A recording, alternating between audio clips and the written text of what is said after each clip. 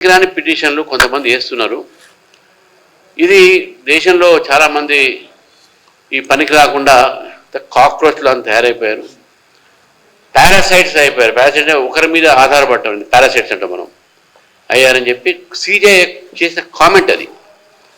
ఈ కామెంటు కొంతమందికి నచ్చక దాని మీద అమెరికాలో ఒక వ్యక్తి బోస్టన్లో ఆ వ్యక్తి అనేటోడు అవినాష్ దీపిక అనేటోడు కాక్రోచ్ అనేది దాన్ని హేళంగా సిజేఐని అవమానపరచడానికి కాక్రోచ్ జనతా పార్టీ అని పేరు పెట్టి దానికి అతను సోషల్ మీడియాలో పెట్టి అంతకుముందు అతనుకున్న నెట్వర్క్తో దాన్ని ఎంబెడెడ్ అయిన ఫాలోవర్స్గా బాగా చాలామంది 2-3 రోజుల్లోనే 1,00,000 ఫాలోవర్స్ వచ్చేసారు, వారం రోజుల్లో దాదాపు. ఇది ఒక జన్మ చేసి అక్కడ ఒక ఆన్లైన్లో ఇంటర్నెట్ ద్వారా వేసుకున్నటువంటి ఒక ఫేస్బుక్, ఇన్స్టాగ్రామ్ పెట్టి మళ్ళీ భారతదేశానికి రావటము. ఈ భారతదేశంలో రాజకీయ పార్టీలు చాలామంది కలవటం, అందులో సినిమా యాక్టర్లు కలవటం, ఆమిర్ ఖాన్, కిరణ్ రావు, తర్వాత ప్రకాష్ రాజ్, ఇటువంటి చాలామంది వీళ్ళని కలిసి నరేంద్ర మోదీ గారి ప్రభుత్వం వ్యతిరేకంగా, ఈ దేశం వ్యతిరేకంగా తయారు కావాలి, మనకు కొంత శక్తి తయారు చేయాలి అని చెప్పేసి నిర్మాణం చేసినటువంటి ఒక ఈ కాక్రోచ్ జనతా పార్టీ పూనాలో, బాంబేలో, హైదరాబాద్లో కూడా జరిగింది. ఇక్కడ కూడా చూసాం మన స్టేజ్ మీద ఎవరెవరు ఉన్నారు. అక్నూరు మురళి, ప్రొఫెసర్ నాగేశ్వర్, ఇంకా చాలామంది మనం చూస్తాం. అంటే వామ భావజాలను అందరూ ultra left, right from soft left, ultra left మొత్తం ఉన్నారు అందరూ స్టేజ్ మీద. మళ్ళీ వీళ్ళందరూ మళ్ళీ దాంట్లో ఉన్న వాళ్ళు కూడా అంతా ఎవరు ఉన్నారు, మళ్ళీ ఎస్ఎఫ్ఐ, ఏఎస్ఎఫ్, మాజీ పీడిఎస్, ఆర్ఎస్ అంతా వాళ్ళే ఉన్నారు. ఎవరు అది కొత్తగా ఏం లేదు. ఈరోజు కూడా జంతర్ మంతర్ దగ్గర జరిగినటువంటి ఒక కార్యక్రమం ఏది ఉందో అందులో ఏఎస్ఏ, జేఎన్యూలో ఉన్నటువంటి ఒక ఆర్గనైజేషను, అదేవిధంగా ఎస్ఎఫ్ఐ, ఏఎస్ఎఫ్, తర్వాత ఇతర పార్టీలన్నీ కూడా కలిసి, పొలిటికల్ పార్టీ లీడర్స్ అందరూ కలిసి, అలా కాంగ్రెస్ లీడర్స్, సిపిఐ లీడర్స్ వీళ్ళందరూ కూడా కలిసి ఈ యొక్క నిర్మాణం చేసి, వాళ్ళ పేరు చెప్తే ఎవరు రారు, వాళ్ళు అంతా అమ్ముడుపోయే కేసు కాదు, ఇప్పుడు సోల్డ్ అవుట్ కేసులు ఇవన్నీ. కాబట్టి కొత్త పేరు పెట్టుకొని ఈ సిజేపీ అనే కాక్రోచ్ జనతా పార్టీ అనేటటువంటి పేరుతోని ఢిల్లీలో గొడవలు సృష్టించడానికి, దేశవ్యాప్తంగా సృష్టించడానికి ముందుగా ఇదే ఎక్స్పెరిమెంటు కొంతమందితోని నేపాల్లో చేసినటువంటి యొక్క జంజీని ఏ విధంగా రెచ్చగొట్టారో ఇక్కడ కూడా మనం రెచ్చగొట్టాలి. దీని తర్వాత హసీనా, షేక్ హసీనా బంగ్లాదేశ్లో ఏ విధంగా చేశారో ఆ విధంగా కూడా మనం ఇక్కడ తయారు చేయాలి. ఫస్ట్ శ్రీలంకలో మనం చేసినాము, అక్కడ సక్సెస్ అయినాము, నేపాల్లో సక్సెస్ అయినాము, మనం ఇక్కడ సక్సెస్ బెంగాల్, వెస్ట్ బెంగాల్, మన బంగ్లాదేశ్లో అయినాము, ఇక్కడ కూడా కావాలి అనేటటువంటి ఒక దీంతో కొన్ని గ్రూప్స్ కొంత వేసుకొని బంగ్లాదేశ్ నుంచి కూడా కొన్ని రాజకీయ పార్టీలు ఈ కాక్రోచ్ జనతా పార్టీకు చేసినటువంటి ఒక ఇది నేపథ్యం. వీళ్ళు నేపాల్ లాగానే, బంగ్లాదేశ్ లాగానే చేయాలి. దాంట్లో భాగంగానే రాహుల్ గాంధీ షేక్ హసీనా ఇంట్లోపడికి పోతారు జనం. మీ అందరికి గుర్తుండాలి, షేక్ హసీనా ఇంట్లోపడికి పోయి ఆమె అల్మారాన్ని వేసి అన్ని మొత్తం లూటింగ్ చేస్తారు. రాహుల్ గాంధీ గారు కూడా అదే. ఎందుకంటే జనరల్గా పార్లమెంట్ మెంబర్ కానీ, ఎమ్మెల్యే కానీ, ఎమ్మెల్సీలు కానీ హౌస్ నడుస్తున్నప్పుడు ఏదైనా విషయం ఉంటే హౌస్లో యూ రేజ్ యువర్ వాయిస్, హౌస్లో మీరు మాట్లాడాలి. ఇంటి దగ్గర ఎందుకు పోతారు? ఇదంతా కూడా ఏంటంటే వీళ్ళని ఆడిస్తున్నటువంటి ఒక విదేశీ శక్తులు కొంతమంది ఉన్నారు. దానికి 2-3 ఎగ్జాంపుల్ మీకు చెప్తాను. ఒక ఎగ్జాంపుల్ ఏంటంటే, నిన్న ఒక వ్యక్తిని పెట్టుకుని వాడు అడిగారు ఎక్కడ పోతున్నావు, పోలీసులు అడిగితే భోజనాలు చేయడానికి పోతున్నాం, మాకు కటార్ నుంచి ఆర్డర్ వచ్చింది. ఎవరికి ఇచ్చారు అంటే ఆడ పిల్లలు చాలామంది ఉన్నారు, వాళ్ళకు బ్రేక్ఫాస్ట్, లంచ్ ఇవ్వండి, బాక్సెస్ ఉన్నాయి, అవన్నీ నుంచి అని చెప్పి కటార్ నుంచి వచ్చింది వాళ్ళకు. ఇది first. Second, Khalistan forces, Khalistan వాళ్ళు ఇండియాని స్ప్లిట్ చేస్తే ఇదే కాక్రోచ్ జనతా పార్టీకు పనూమ్ కౌర్ వీళ్ళందరూ కూడా 10 కోట్ల రూపాయలు ఇస్తాం మీకు, భారతదేశాన్ని విచ్చలవిడిగా మీరు విచ్ఛిన్నం చేయండి అని చెప్పేసి కూడా, అది కూడా ఆన్ రికార్డు ఉన్నటువంటి విషయాన్ని ఈరోజు మీ ముందు పెడతా ఉన్నాను. ఏ రాహుల్ గాంధీ తాతని, అమ్మమ్మని, నానమ్మని ఖలిస్తాన్ పేరు మీద చంపడం జరిగిందో ఆ ఖలిస్తాన్ వాళ్ళతోనే చేతులు గడపడానికి రాహుల్ గాంధీ గారికి సిగ్గు రావట్లేదని నేను అడుగుతా ఉన్నాను ఈరోజు. ఇది ఒకటైతే ఈ దేశ వ్యతిరేక శక్తులను కూడా మాట్లాడుతూ ఉన్నారు ఈరోజు. ఏమని? Neat examination. నీట్ ఎగ్జామినేషన్లో ఈరోజు ఏదైతే లీకేజ్ అయిందో ఈ లీకేజ్ అయిన వెంటనే 31 మందిని అరెస్ట్ చేసి లోపలికి పంపించడం జరిగింది మా ప్రభుత్వం, ఎన్డీఏ ప్రభుత్వం. నేను అడుగుతా ఉన్న రాహుల్ గాంధీ గారిని కానీ, ఇండియా అలయన్సెస్ కానీ, రేవంత్ రెడ్డి గారిని కానీ, మీరు ఈ నీట్ ఎగ్జామినేషన్ మొన్న అయింది, సక్సెస్ఫుల్గా అయింది. ఈ నీట్ ఎగ్జామినేషన్ టెస్ట్ రాసిన వాళ్ళు కానీ, టెస్ట్లో పాస్ అయిన వాళ్ళు కానీ ఒక్కరైనా మీడియాకు ముందు వచ్చి ఏదైనా అన్యాయం అయింది చెప్పారండి? ఎవరు ఒక్క వ్యక్తి రాలే, చెప్పట్లే. పైపెంచి తెలంగాణలో కూడా నీట్లో చాలామంది సక్సెస్ అయ్యారు, మంచి ర్యాంకులు వచ్చినాయి. ఎవ్వరు కూడా నీట్ రాసిన ఏ స్టూడెంట్ కూడా ఈరోజు దానికి వ్యతిరేకించట్లేదు, వ్యతిరేకం మాట్లాడలేదు. ఎందుకంటే కేంద్ర ప్రభుత్వం ఎమ్మటే తీసుకున్నటువంటి చర్య ఒకటి. తర్వాత నీట్ అనేటటువంటి examination national eligibility cum entrance test NEET, ఇది కూడా తెలవని వాళ్ళు మొన్న మీకు జంతర్ మంతర్లో కలిశారు. సరే అయితే పక్క పెడదాం. మనం ఈ యొక్క దేశంలో ఎగ్జామినేషన్ సరిగ్గా జరగాలి. గతంలో 2014 కన్నా ముందు లీకేజ్ చాలా అయినాయి. కాబట్టి ఈ లీకేజ్ కాకుండా ఒక చట్టాన్ని తీసుకురావడం జరిగింది. ఆ చట్టము ఈరోజు మన దేశంలో ఆ చట్టము తీసుకువచ్చిన తర్వాత ఆ చట్ట ప్రకారము శిక్షతో పాటు ₹1,00,00,000 ఫైన్. ఎగ్జామినేషన్ పేపర్ లీకేజ్ అయితే యాక్ట్ ఉందో, prevention of unfair means public examinations prevention of unfair means act, ఇది 2024లో ఎనాక్ట్మెంట్ అయింది. అంతకుముందు 2014 కన్నా ముందు లీకేజ్, అవి కూడా చెప్తాను మీకు. లీకేజ్ అయితే 420 కింద కేసు పెట్టి వదిలేది. కానీ ఈ యొక్క public examination prevention of unfair means యాక్ట్లో 2024 నరేంద్ర మోదీ గారి ప్రభుత్వం తీసుకురావటం, దాంట్లో ₹1,00,00,000 ఫైను ఇది చేయడం జరిగింది. దాంతోపాటు గవర్నమెంట్ నేషనల్ టెస్టింగ్ ఏజెన్సీ అని పెట్టింది. నేషనల్ టెస్టింగ్ ఏజెన్సీ 2017 రాధాకృష్ణన్ గారి యొక్క నేతృత్వంలో ఈ యొక్క ఏదైతే నేషనల్ టెస్టింగ్ ఏజెన్సీ పెట్టారో ఇవి ఎగ్జామ్స్ కండక్ట్ చేస్తాయి. ఇందులో అన్ని రాజకీయ పార్టీలు, అకాడమిషియన్స్ వాళ్ళకి సంబంధించినటువంటి ఒక అభిప్రాయాలు తీసుకొని ఈ నేషనల్ టెస్టింగ్ ఏజెన్సీ వాళ్ళు టెస్ట్ పెడతాన్నారు. టెస్ట్ పెడుతున్నటువంటి యొక్క నేపథ్యంలో నీటిలో కొంత ఏదైతే లీకేజ్ అయ్యిందో ఈ లీకేజ్ సంబంధించిన దాంట్లో ఎగ్జామినేషన్ బయటకు పెట్టిందే ఈరోజు ప్రభుత్వం, దాన్ని బయటకు తీసుకువచ్చిందే ప్రభుత్వం. అందులో కూడా కాంగ్రెస్ లీడర్లు ఉన్నారు. పూనాకు, మహారాష్ట్రకు సంబంధించినటువంటి ఒక కుల్కర్ణి అయితే ఏంది, అక్కడ ఉన్నటువంటి ఒక వ్యక్తులు ఎవరైతే లీక్ చేశారో పేపర్ సెట్ చేసిన వాళ్ళు లీక్ చేశారో వాళ్ళు కాంగ్రెస్ పార్టీకి సంబంధించి ఉన్న వాళ్ళు చేసినటువంటి లీక్. మీరు నిజంగా కూడా నీట్ లీక్ అయింది, దాని మీద మాట్లాడాలి అంటే రాహుల్ గాంధీ గారు పార్లమెంట్లో మాట్లాడవచ్చు. సిపిఐ సరే వాళ్ళకు ఉన్నది ఎవరు ఉన్నారో లేరో తెలియదు, వాళ్ళకు కాంగ్రెస్ పార్టీ మాట్లాడచ్చు. ఇండియా అలయన్స్లో ఏమైనా మిగులు ఉంటే, ఇండియా బ్రేక్ అయిపోయింది కదా, ఎవరెవరితో ఉన్నారో మనకి తెలియదు, ఇంకా మనకు ఉంటే అక్కడ మాట్లాడచ్చు. బయట రోడ్డు మీద ఏంటంటే నాకు అర్థం కాదు.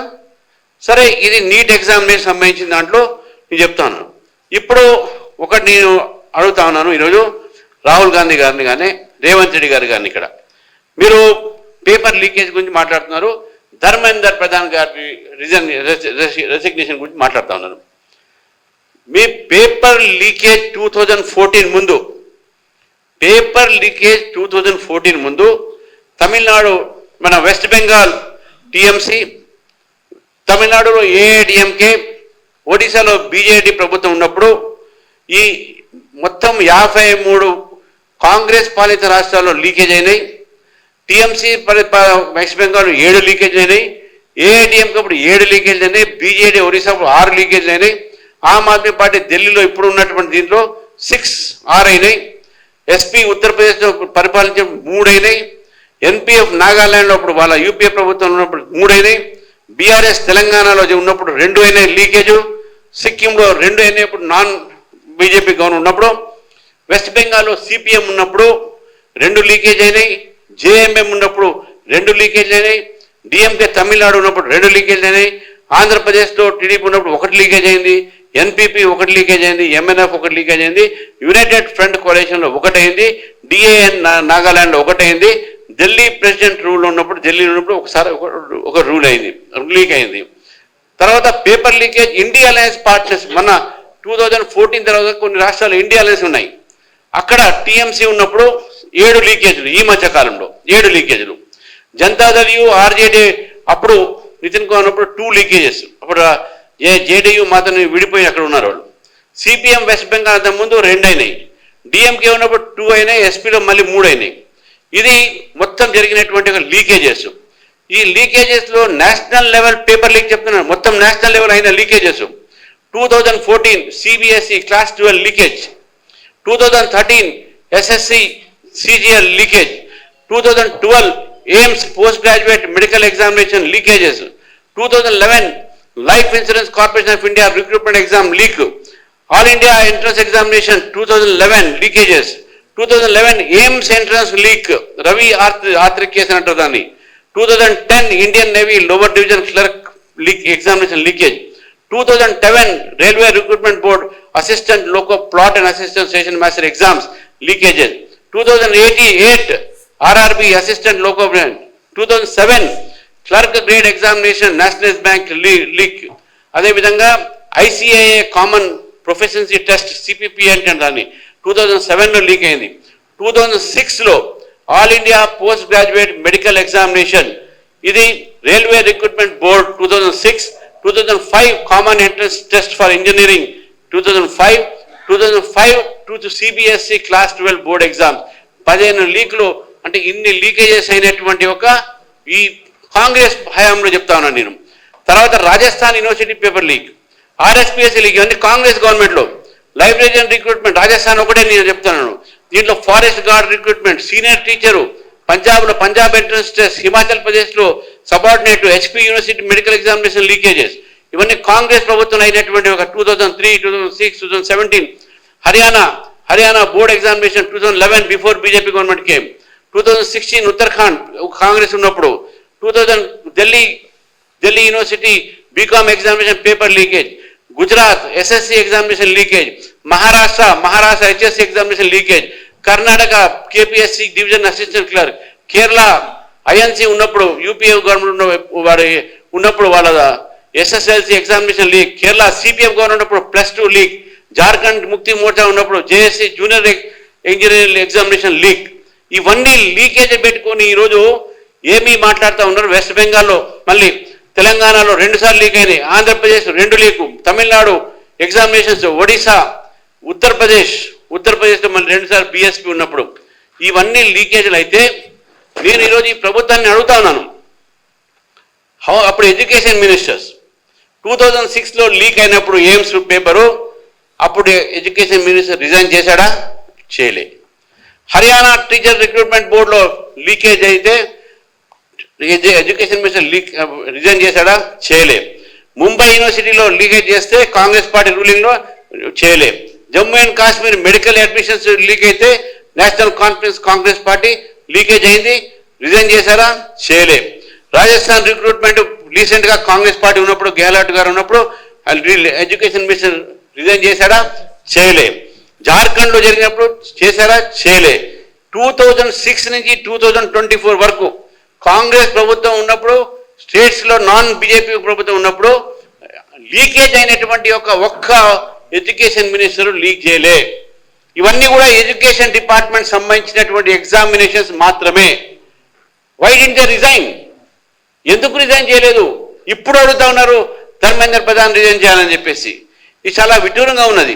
ఇది ఈరోజు వీళ్ళ నియత్ ఇది ఉన్నది. వీళ్ళది నీట్ ఎగ్జామినేషన్లో నీట్ రీఎగ్జామినేషన్ పెట్టిన తర్వాత 5440 ఎగ్జామినేషన్ సెంటర్ పెట్టి 550 సిటీస్, 551 సిటీస్లో, అంటే 500 సిటీస్లో 14 సిటీస్ అబ్రాడ్లో, బయట కూడా 14 సిటీలో ఈ ఎగ్జామినేషన్ జరిగింది. ఈ ఎగ్జామినేషన్ జరిగిన ఇంత పెద్ద ఎగ్జామినేషను ఇది 2004 నుంచి ఏదైతే రిఫార్మ్స్ చేయలేదు, మేము రిఫార్మ్ తీసుకొచ్చినాం. బీజేపీ గవర్నమెంట్ రిఫార్మ్ తీసుకొస్తుంది. ఇన్ని చేసిన తర్వాత కూడా మొత్తం ఈరోజు సిబిఐకి ఒప్పచెప్పి అరెస్ట్ చేస్తే ఈరోజు రాహుల్ గాంధీ గారు ఈ కాక్రోచ్ జనతా పార్టీ ఇటువంటి పార్టీలు ముందుకు వచ్చి మాట్లాడుతూ ఉన్నారు. ఈరోజు నేను ఒకటే మాట చెప్తా ఉన్నాను, పేపర్ లీక్ ఏదుందో ఇది నారేటివ్గా డెవలప్ చేసి ఈరోజు దేశాన్ని బలహీనపరచడానికి చేసినట్టు మాట. ఈరోజు నరేంద్ర మోదీ గారు ఫస్ట్ టైం ట్వీట్ చేశారు, ఇది కేవలం పేపర్ లీకేజ్ ఎడ్యుకేషన్ సిస్టమ్ మీద మాట్లాడుతున్నారంటే ఓకే, మేము కూడా దాని మీద ఫస్ట్ టైం విద్యార్థులతోని మాట్లాడటానికి ప్రభుత్వం ముందుకొచ్చి పిలిపించి మాట్లాడింది వాళ్ళతోని. మాట్లాడిన తర్వాత ఏమైంది, ఇద్దరు కాంగ్రెస్ పార్టీ రిప్రజెంటేటివ్ వచ్చారు. రాహుల్ గాంధీ కూడా పిచ్చిగా ఆయన ఇంటి ముందు పోయి చేస్తూ ఉంటే ఆయనతో కూడా మా మినిస్టర్ మాట్లాడారు. మా మినిస్టర్ మాట్లాడి జితేందర్ సింగ్ అని ఎక్స్ప్లెయిన్ చేసే ప్రయత్నం చేశారు, భయ్యా బాబు ఇది తప్పు, నేను మాట్లాడితే పార్లమెంట్లో వచ్చి మాట్లాడు, రోడ్డు మీద బాగుండదు అని చెప్పి సంజాయించిండు. సరే ఆయన అగ్రి అయిందా లేదా అనేది వేరే మాట. ఈరోజు ఏదైతే మనకు సంబంధించినటువంటి ఒక బీజేపీ ప్రభుత్వము మేము తీసుకువచ్చినటువంటి ఒక ఏదైతే రిఫార్మ్స్తో పాటు ఈరోజు యువకులకు చేసే పని ఈరోజు చెప్తా ఉన్నాను మిత్రులారా. ఈరోజు అన్ఎంప్లాయ్మెంట్ గురించి వీళ్ళు మాట్లాడుతూ ఉన్నారు. Government recruitment and employment opportunities NDA ప్రభుత్వం వచ్చిన తర్వాత ఇప్పటి వరకు 12 లక్షల అపాయింట్మెంట్ లెటర్స్ మేము ఇవ్వటం జరిగింది. 19 రోజుగార్ మిలాలు జరిగినాయి.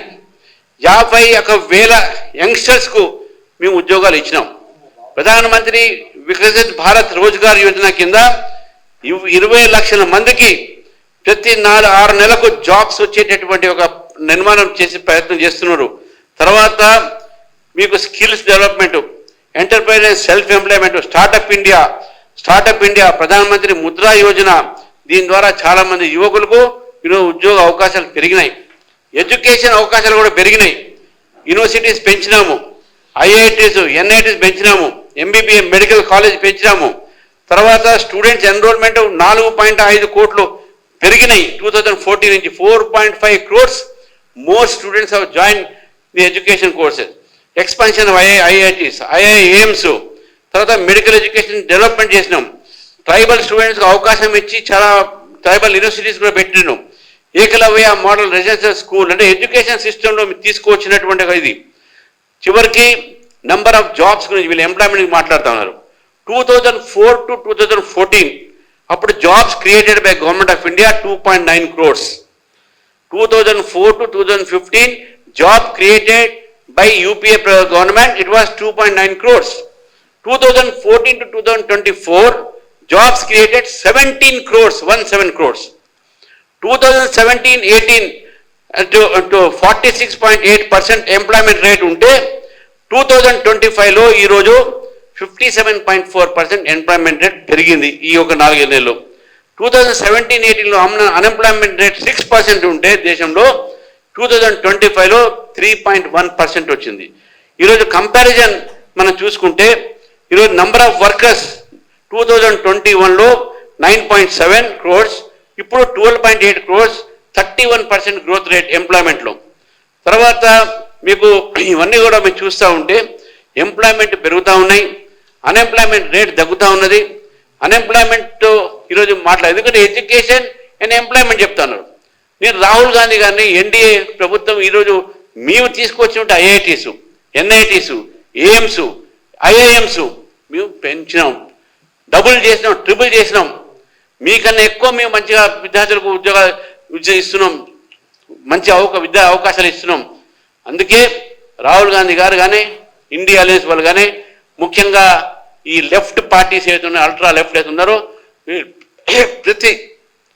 ప్రతి చోట ఇటువంటి ఒక కార్యక్రమాలు చేసి దేశంలో వీళ్ళు విచ్ఛిన్న శక్తులకు డెవలప్మెంట్ చేసి ఇక్కడ వైలెన్స్ క్రియేట్ ప్రయత్నం, హింసాత్మకమైన సంఘటన చేసే ప్రయత్నం చేస్తున్నారు. హైదరాబాద్లో కూడా వీళ్ళు చేసే ప్రయత్నం చేస్తున్నారు. మా దగ్గర దానికి సంబంధించిన రికార్డ్స్ కూడా ఉన్నాయి. నేను ఒకటే మాట్లాడుతున్నాను రేవంత్ రెడ్డి గారితో, వీళ్ళందరూ కూడా దేశ వ్యతిరేక శక్తులు. కటార్ నుంచి డబ్బులు వస్తూ ఉన్నాయి, ఖలిస్తాన్ నుంచి డబ్బులు వస్తూ ఉన్నాయి, కెనడా నుంచి, బంగ్లాదేశ్ నుంచి వీళ్ళకి మద్దతు పలుకుతూ ఉన్నారు, పాకిస్తాన్ నుంచి వీళ్ళు మద్దతు పలుకుతూ ఉన్నారు. ఇటువంటి వాళ్ళకు మీరు మద్దతు పలుకుతున్నారంటే ఈ దేశంలో యువత యూరుకోదు. ఈ దేశంలో యువత భారతదేశం పట్ల ఉన్నటువంటి ప్రేమ, భారతీయులుగా వాళ్ళకున్న గర్వము గౌరవము అవుతుందో నరేంద్ర మోదీ గారు వచ్చిన తర్వాత ఉన్నది. కాబట్టి ఎన్ని విదేశీ యొక్క తత్తులతో మీరు కలిసి ఈ యొక్క దేశంలో యువతని చెడగొట్టే ప్రయత్నం చేసినా, నేపాల్ లాగానే వెస్ట్ బెంగాల్ మన బంగ్లాదేశ్ లాగానే శ్రీలంక లాగానే యువకులు మీ అమ్మట రారు, వారు మొత్తం దేశంతోనే ఉంటారు. They will love India, they love India and they will be with India అని చెప్పేసి ఈ సందర్భంగా మీకు తెలియజేస్తాను.